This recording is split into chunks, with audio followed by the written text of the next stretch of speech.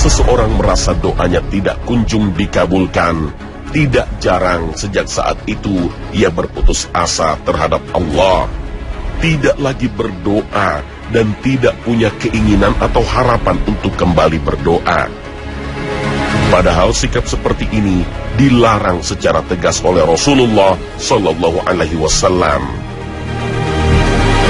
Doa salah seorang dari kalian akan dikabulkan selagi ia tidak buru-buru, yakni jika ia berkata, "Aku telah berdoa kepada Tuhanku, tapi doaku tidak dikabulkan."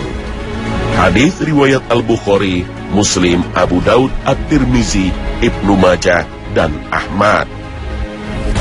Dalam lafaz Muslim disebutkan, ditanyakan, "Wahai Rasulullah, apa yang dimaksud dengan minta agar doa segera dikabulkan?" Rasulullah Sallallahu Alaihi Wasallam bersabda, yakni hamba itu berkata, "Aku berdoa dan berdoa, tetapi doaku tidak dikabulkan." Hadis riwayat Muslim.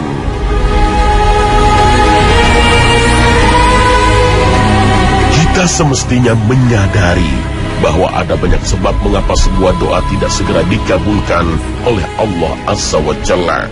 Kita juga hendaknya paham bahwa hikmah besar pasti selalu ada di balik tidak dikabulkannya sebuah doa. Tidak dalam waktu cepat. Para ulama sepakat bahwa ada beberapa penyebab doa tidak dikabulkan, seperti kurangnya adab dalam berdoa kepada Allah, berdoa kepada Allah tapi penuh dengan keburukan, untuk memutuskan tali silaturahmi, berdoa untuk melakukan kejahatan kepada orang lain, atau berdoa untuk mendapatkan rezeki dari merampok bank. Tidak akan dikabulkan berdoa untuk amalan yang tidak baik, apalagi sebuah perkara yang dilarang Allah Jalla Jalaluh dan Rasulullah. Doa seorang hamba akan selalu dikabulkan selama tidak berdoa untuk suatu yang berdosa atau untuk memutus tali silaturahmi. Hadis riwayat Muslim. Karena Allah itu maha baik dan tidak akan menerima kecuali yang baik saja. Bahkan dalam hadis riwayat Imam At-Tabrani disebutkan bahwa daging yang tumbuh dari barang haram, maka neraka lebih layak menyantapnya. Sesungguhnya Allah itu baik dan tidak menerima kecuali yang baik. Dan Allah memerintahkan kepada orang-orang beriman sebagaimana yang diperintahkan kepada para rasul. Beliau membaca, "Wahai para rasul, makanlah dari makanan yang baik-baik dan kerjakanlah amal yang soleh.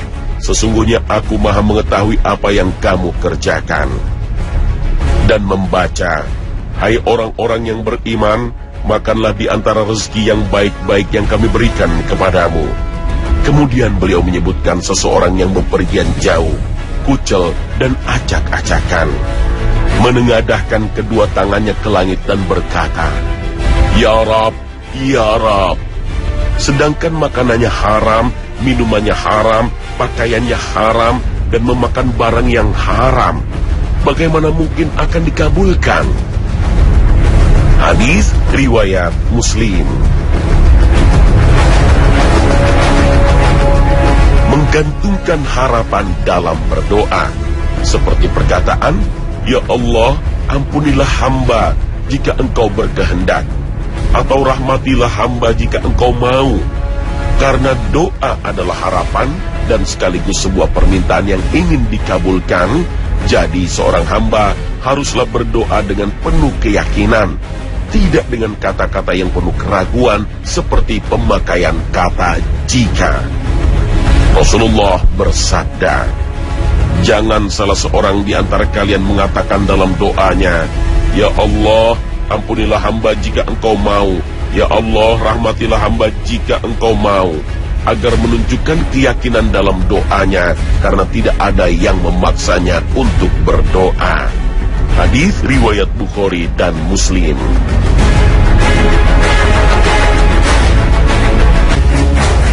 Hamba jika engkau berkehendak, atau rahmatilah hamba jika engkau mau. Karena doa adalah harapan dan sekaligus sebuah permintaan yang ingin dikabulkan, Jadi seorang hamba haruslah berdoa dengan penuh keyakinan, tidak dengan kata-kata yang penuh keraguan seperti pemakaian kata jika. Rasulullah bersabda, jangan salah seorang di antara kalian mengatakan dalam doanya, ya Allah, ampunilah hamba jika engkau mau, ya Allah, rahmatilah hamba jika engkau mau, agar menunjukkan keyakinan dalam doanya, karena tidak ada yang memaksanya untuk berdoa. Hadis riwayat Bukhari dan Muslim.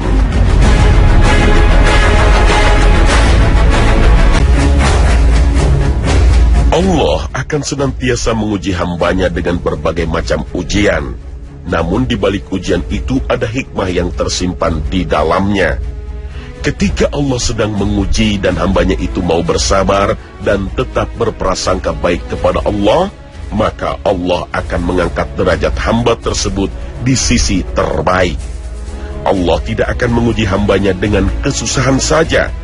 Akan tetapi Allah juga menguji hambanya dengan berbagai macam kesenangan. Setiap yang bernyawa akan merasakan mati. Kami akan menguji kamu dengan keburukan dan kebaikan sebagai ujian yang sebenar-benarnya, dan hanya kepada kamilah kamu akan dikembalikan. Al-Quran Surah Al-Anbiya ayat 35. Dan ingatlah, satu sifat buruk manusia adalah cepat berkeluh kesah pada suatu keadaan. Ketika mendapatkan nikmat, manusia akan selalu merasa kurang. Sementara jika musibah tiba, ia berputus asa. Sungguh manusia diciptakan bersifat suka mengeluh. Apabila dia ditimpa kesusahan, dia berkeluh kesah. Dan apabila dia mendapat kebaikan harta, dia menjadi kikir. Al-Quran Surah Al-Ma'arij ayat 19. Padahal inilah bukti kasih sayang Allah kepada hambanya. Jangan bayangkan seperti apa bentuk kasih sayang Allah, kecuali hanya Allah sendiri yang mengetahui. Bisa dalam bentuk harta kekayaan, kesehatan hingga hari tua, anak cucu yang berhasil dalam kehidupan, atau kasih sayang Allah berwujud ujian. Allah akan senantiasa menguji hambanya dengan berbagai macam ujian. Apabila hamba tersebut mampu bersabar dan tetap berprasangka baik kepada Allah, maka Allah akan menempatkan dia pada derajat yang tinggi dan sekaligus akan menghapus kesalahan-kesalahan hambanya yang mau bersabar. Sebagaimana yang telah dijelaskan Rasulullah SAW dalam hadisnya. Bagi setiap muslim yang cerdas, sejatinya kita butuh penghapus dosa.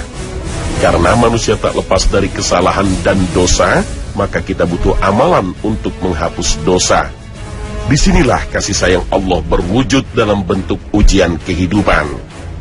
Ujian yang akan senantiasa menghapus dosa dan kesalahan hamba-hambanya yang bersabar dan tetap berprasangka baik kepada Allah, yang memasrahkan hidup matinya hanya untuk Allah, yang sadar bahwa diri ini adalah sepenuhnya milik Allah.